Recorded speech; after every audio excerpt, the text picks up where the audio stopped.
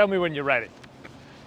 Thank you so much for checking in. Mr. Mitsubishi here. In today's video, we have two super exciting vehicles. One is the 2025 Mitsubishi Outlander PHEV, and I got my hands on this RAV4 Prime plug-in hybrid, super popular vehicle not too long ago. I'm not sure what's the situation in today's day, but I've heard like 3-4 years wait time for these cars, so we'll check it out, what the hype is or was all about.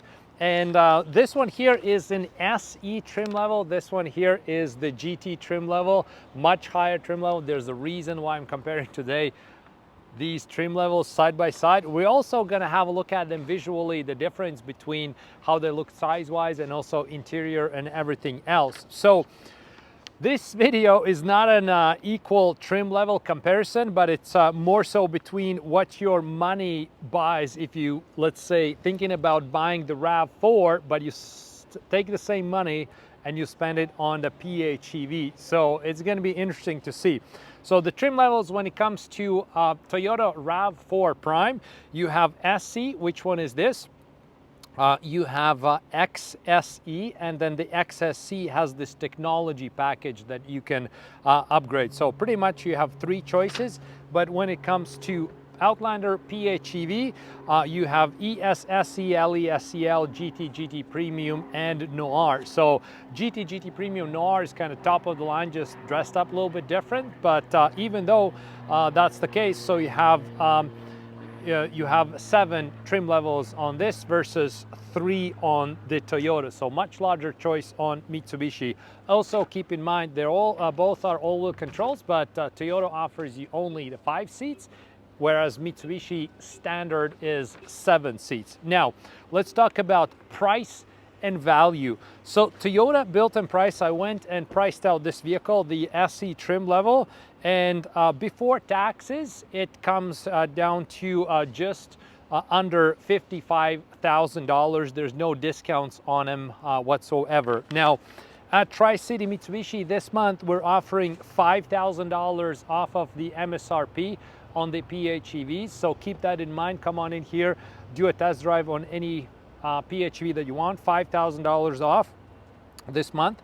And so with that discount in mind, if you're willing to spend $55,000 on the Toyota RAV4 at Tri-City Mitsubishi before all taxes and everything else, we'll get you this top of the line GT trim level for pretty much the same money. And you'll see further in this video what kind of difference you have between the two. So it's pretty significant difference. So this comparison video very quickly then becomes a super easy question. You know, say you spend around 54, 55 pre-tax dollars, and you know, what would you rather have, an entry-level RAV4 Prime or top of the line PHEV GT? So we'll see how that plays out in this video. Now let's talk about a little bit of battery and the range. So because both of them are the plug-in hybrids, both of them have electric range and certain capacity when it comes to batteries. So the both vehicles have one engine option, one drivetrain, so you can't select different battery pack size, different ranges. It's just one and that's it. So the RAV4 Prime has a 18.1 kilowatt hour battery, and the rated range is 68 kilometers on EV range.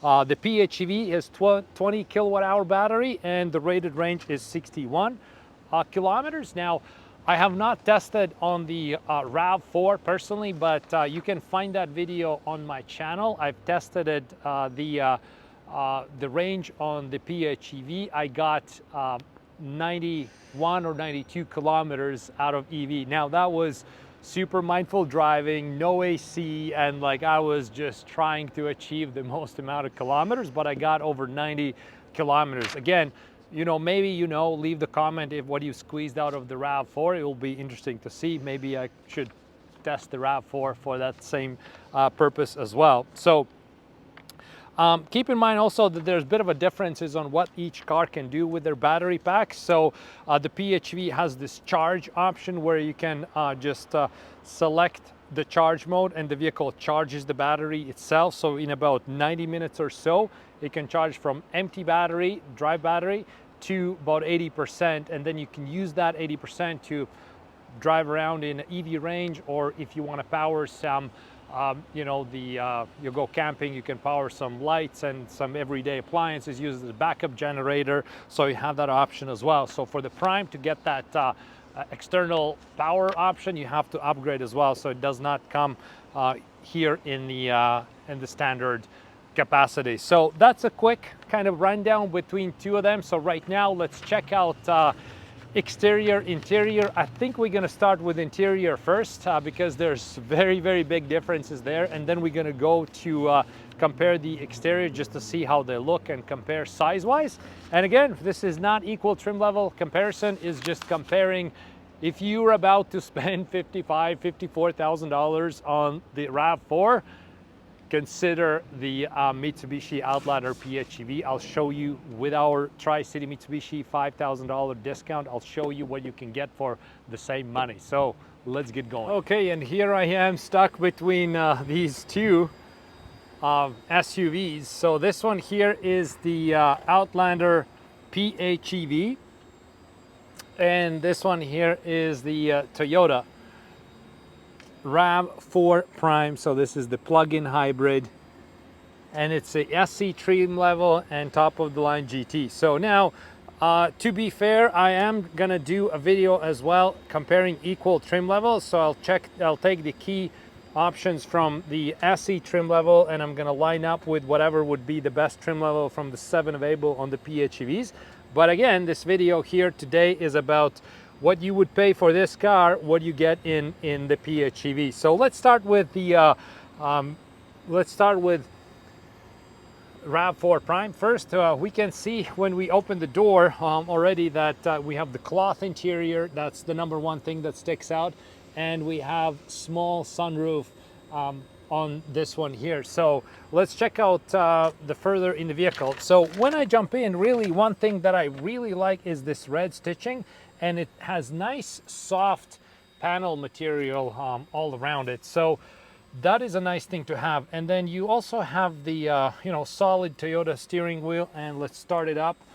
Let's see how it starts, how it feels. So driving position, how it feels, it's quite nice. There's nothing bad about it. I really like this nice big shifter that you know, you have the nice solid you know, SUV kind of feeling. Very deep, big, large cup holders here, and overall impressions are good. But the central screen right now we can see that only this is digital, but it's not like super nice and crisp. It's kind of like looks a little bit like old school. It's not very like kind of like LCD quality, crystal clear. Same thing goes for this here, the secondary screen. So, and then also if you put it in reverse, you do not get the 360 camera. It's just the regular camera, and we'll see that in a bit in the Outlander. You do get a larger screen and the 360 camera as well. So very big oversized knobs here and bit of a screen here. I kind of like this button to screen ratio overall in pretty much any vehicle. So not just talking about this one. So I don't prefer when there's like everything is fully screen and touch screen, because sometimes those buttons lag the screen, they freeze, and like, you know, if you have knobs, then that works much better sometimes. And then here we can see that, yeah, we have some analog dials, some digital, but overall you know, if you compare this to that, like this does feel a bit dated. You do feel that, you know, Toyota is due for an update for their RAV4s. So that's how we're looking in the front. So let's check out the back, and then we'll look at the Outlander. I really like this RAV4 door sills, and this one here nice in red. That looks really good. Like, it's a nice touch if we look at compared to the back. So the second row, so this is what we have, and there's few things to know about the second row. So again, we can see the difference that it makes by not having the panoramic sunroof. These seats, they're static seats. They can be shifted forth and back like they can be in Outlander. And the back parts can pretty much be adjusted only in two ways. So this or that. So there's nothing in between. So you can't recline it. You can't fool around with like sliding forwards, backwards. And then you don't have obviously the 7 passenger capacity on this one. So the back, you don't have that kick motion that the Outlander would have, and we'll check all of that in a second here. But this is how the trunk looks. Nice, good, big trunk, cargo cover, so that's spacious, that's good. We're happy with that, but we're definitely missing this kick motion activation. So let's close the tailgate.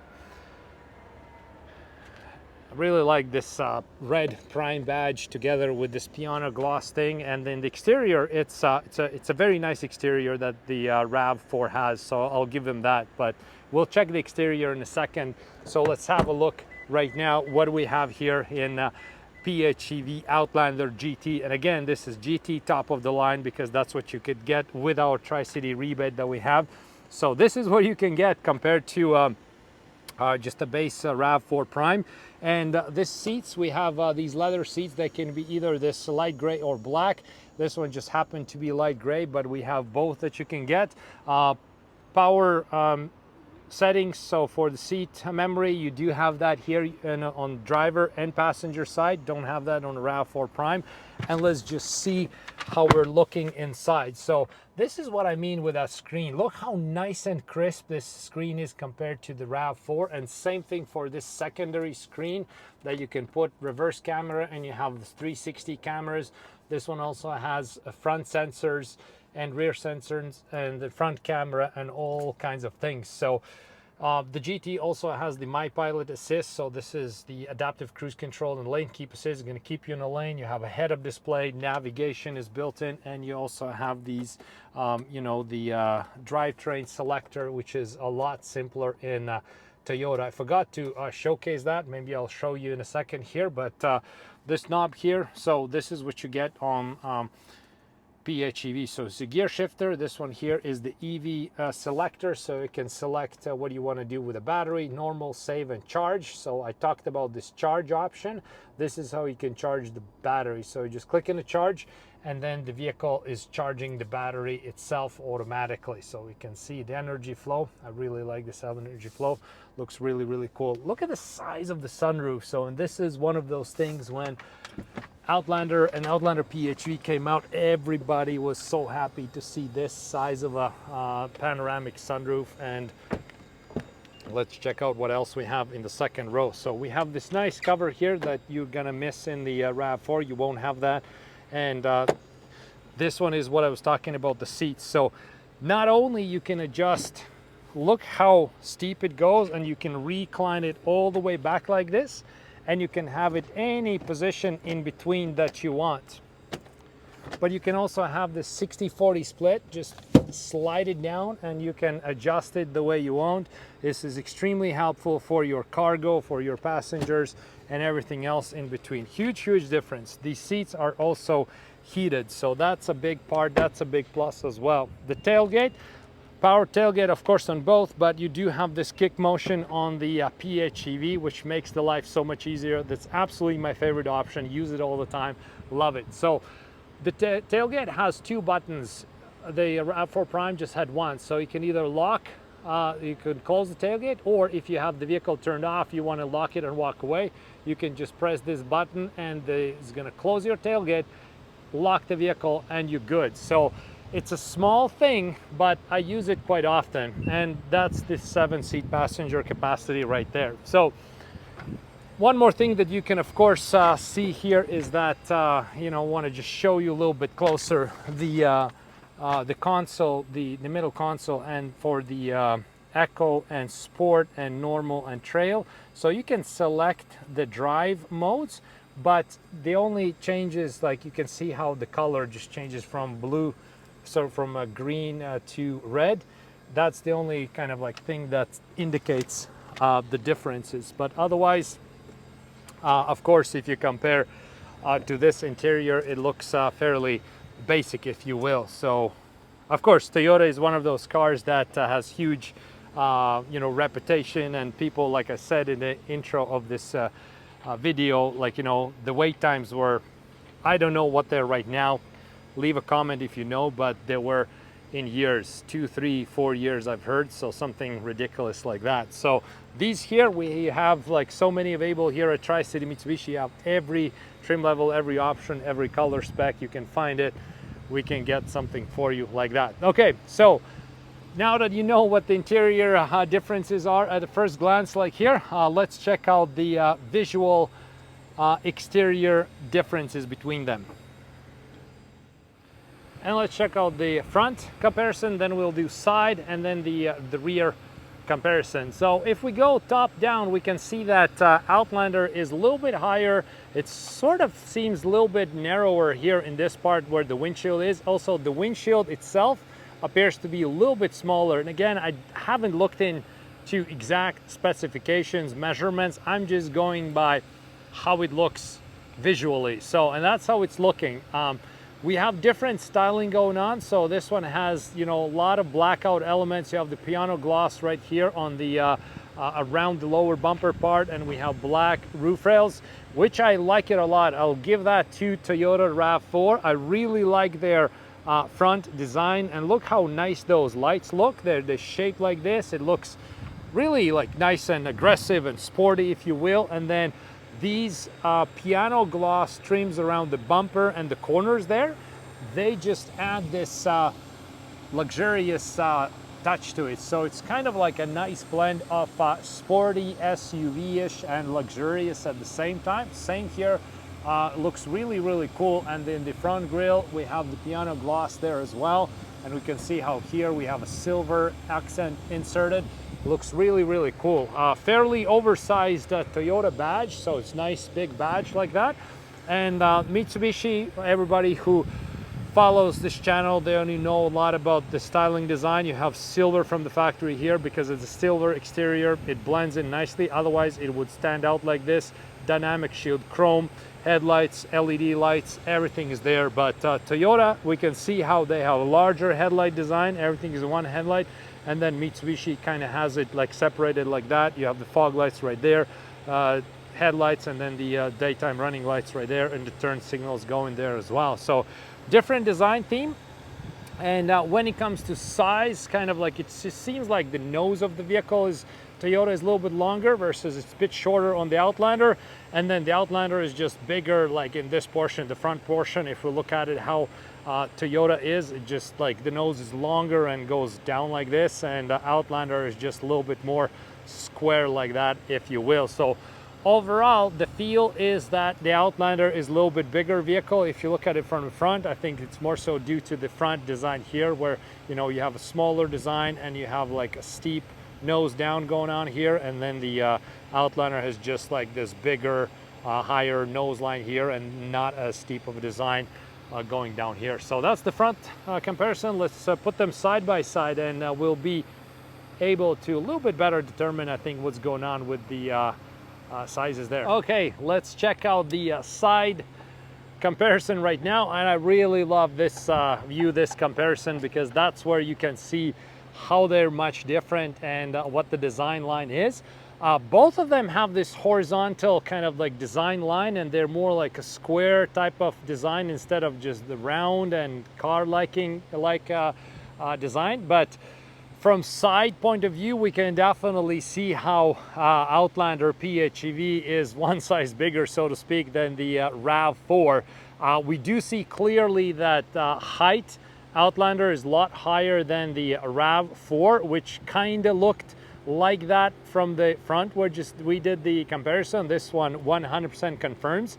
Same thing with the nose part. We can see how like Toyota's nose is a little bit longer, goes lower like that, and then the Outlander is shorter, but it's a little bit more square like this, and then it's also like higher. Everything is higher on the Outlander, the nose part, this here, the vehicle itself, and then also the back is bigger as well. So no surprise that this vehicle is a 7-passenger vehicle. Now, Let's check out a little bit a few more details. I really like the Toyota RAV4 design. I'll give them that. So I think these wheels look good, and I really like the these gloss black around the wheel wells, and they're not even like round shaped like that. They're squared like this. That gives you this kind of like SUV, rougher, you know, rougher SUV kind of like impression. And the wheel size is 18-inch as opposed to 20s on the Outlander, but the wheel design is really good, fits in really well, and we can see this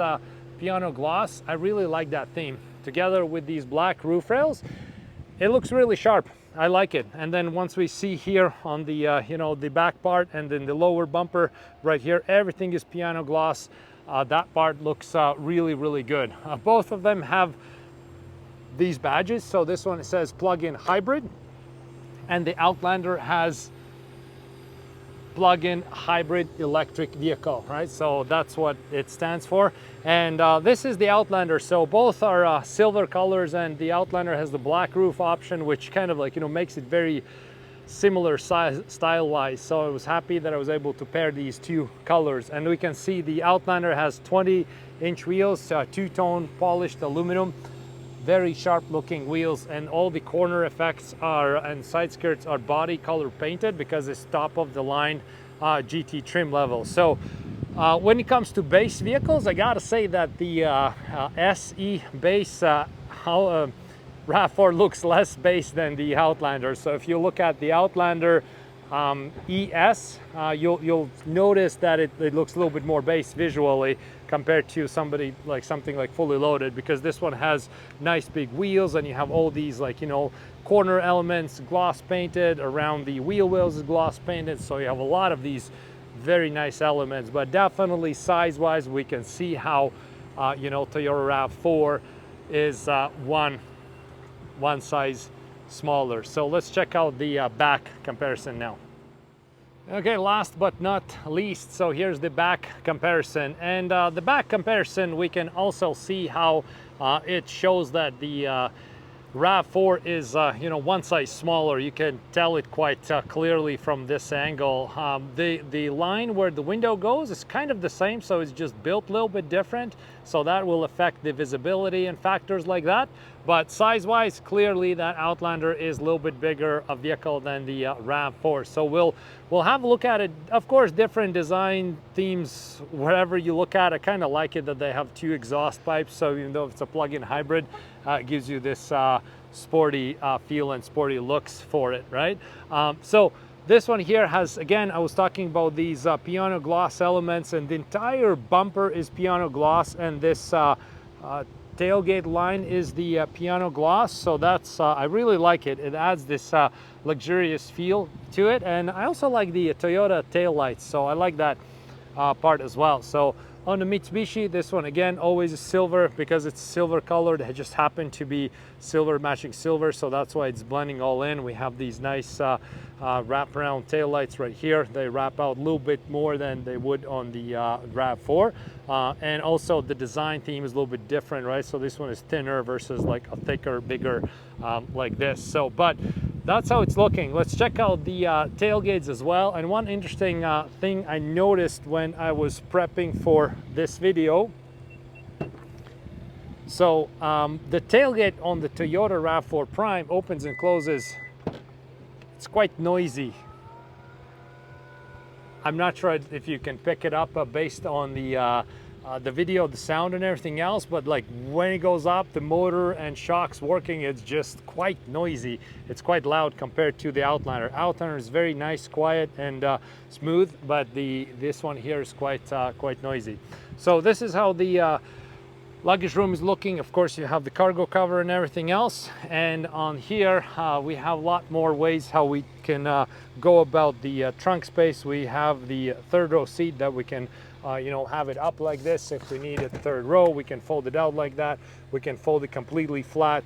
There's many ways, I guess, we can, you know, adjust these seats and everything else. So size wise, it does feel like you have a bigger vehicle, more trunk room and everything else. So these are the buttons. So you do have two buttons right here. So this one closes the tailgate, this one locks the vehicle, If you know, the vehicle is not running, you just want to lock it and walk away, you can do so. And of course, this one has the kick motion. You do the kick motion, that closes the tailgate. No sound, nothing, it just goes away. And for Toyota, you have just the button that closes the tailgate. You can't kick it, nothing. And it's quite noisy again when it goes down. You have that sound going down. That's quite noisy on that car there. But that's just a minor thing. It's not going to be a make it or break it, you know, selling point for anybody. So there we go. These are the side comparisons. And now let's share some final thoughts, final conclusions. So thanks again for checking out this video and me comparing these two cars, the RAV4 Prime and the Outlander PHEV. So the Toyota RAV4 Prime has been always one of those cars that is super popular, long wait times and everything else. But it's also important to compare this side by side just to understand if it's worth the wait, it's the hype, it's something else. And to be honest, you know, if you're in the market for Toyota, you want to buy one, do yourself a favor, check out the PHEV plug-in hybrid. You'll be pleasantly surprised. The price tag, the options that you can get. Overall, Toyota, great product, nothing wrong with it, but Mitsubishi Outlander just stepped up the game so much that it makes it a real deal in terms of competition and even as a primary choice for all cars. So thanks again for checking out this video. Hope you liked it. Leave a comment.